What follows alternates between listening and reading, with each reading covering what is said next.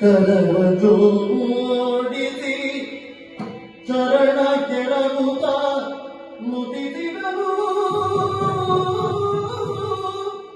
ಹರಿಯ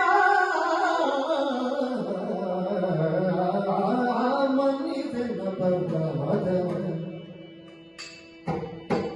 ಮನ್ನಿಸೆಲ್ಲ ಬಲಾದವ ಮಾಧವ ಸುಪ್ರಸನ್ನ ಕೇಶವ ಮಾಧವ ಸುಪ್ರಸನ್ನ ಮೂರ್ತಿ ಕೇಶವ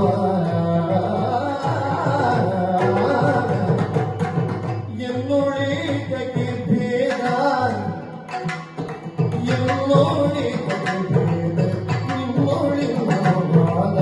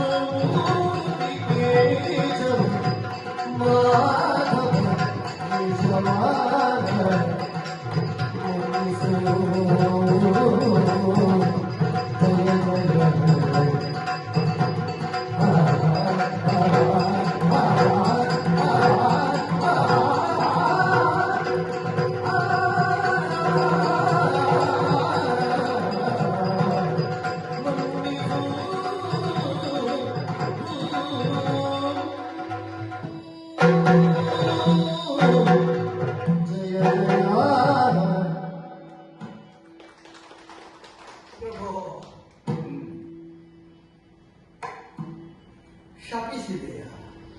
ಮಾನವನಾಗಿ ಧರಿಸುವ ಭೂಮಿಯಲ್ಲಿ ಗರ್ಭವಾಸನೆ ಮುಂತಾದ ದುರ್ಬಲ ದುಃಖಗಳಿಂದ ಒಳಗೂಡಿದ ನರಕ ಲೋಕದಲ್ಲಿ ನಾನು ಮಾನವನಾಗಿ ಧರಿಸಬೇಕೆ?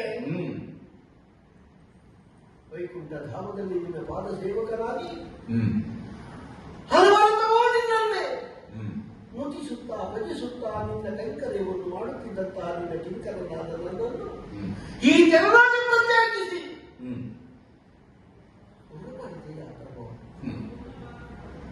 ಕ್ಷಮಿಸು ನನ್ನ ಅಪರಾಧ. ನಿನ್ನ ಪಾದವನ್ನು ಹಿಡಿದ ಭಕ್ತನ ನನಗೆ ಅರ್ಥ ಆಗ್ತದೆ. ಏನು ಏನೋ ಒಂದು ಪ್ರಸಂಗಕ್ಕೆ ನೀನು ತೊಡಗಿಯೇ ನನ್ನನ್ನು ಅನಾವರಣಗೊಳಿಸಿದವ. ಎಷ್ಟು ಸಾವಿರ ವರ್ಷಗಳಿಂದ ನಿನ್ನ ಒಟ್ಟಿಗೆ ನಾನಿದ್ದೇನೆ. ಇಂಥದ್ದೊಂದು ಪ್ರಕರಣವೇ ಯಾವ ಕಾಲಕ್ಕೂ ಮೂಡಿದ್ದಿಲ್ಲ. ಇಲ್ಲದೇ ಇದ್ರೆ ಚಂಚಲೆಯಾದ ಲಕ್ಷ್ಮೀದೇವಿಯಾದರೂ ನಿನ್ನ ಅಂತರಂಗದಲ್ಲಿ ಸುಶಿಕ್ಷಿತೆಯಾಗಿ ಸುರಕ್ಷಿತೆಯಾಗಿ ಸೊಡದ ಕುಡಿಯನ್ನು ಕೋರುವ ಚಪಲೆಯಾದರೂ ನಿನ್ನ ಅಂತರಂಗದಲ್ಲಿ ಸುತ್ತಿರಳಾಗಿ ನಿಂತು ಯಾಕೆ ಅವಳಿಗೆ ನಿನ್ನನ್ನು ಪ್ರತ್ಯೇಕವಾಗಿ ನಿಂತು ಹೊಗಳಬೇಕು ಅಂತ ಮನಸ್ಸು ಕೊಟ್ಟವರನ್ನು ಗೊತ್ತಿಲ್ಲ. ಗಂಡನಾದ ನಿನ್ನನ್ನು ಸಖಿಯಾದವರು ಹೊಗಳುತ್ತಿರುವಾಗ ನಾನು ಯಾಕೆ ಅದರಲ್ಲಿ ಅವಕಾಶವನ್ನು ಕೇಳಿ ಬಂದಿರುವ ನನಗೂ ಅರ್ಥವಾಗುವುದಿಲ್ಲ.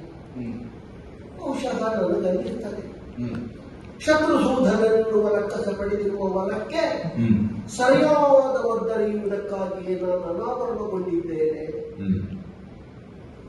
ಒಂದು ವಿಶೇಷಣಕ್ಕಾಗಿ ಒಬ್ಬ ಬಂದಿದ್ದಾನೆ ಅಂತಾದ್ರೆ ಅದು ಮುಗಿದ ಮೇಲೆ ಅದು ಶೇಷ ಅಂತ ಲೆಕ್ಕ ಅಲ್ಲವೇ?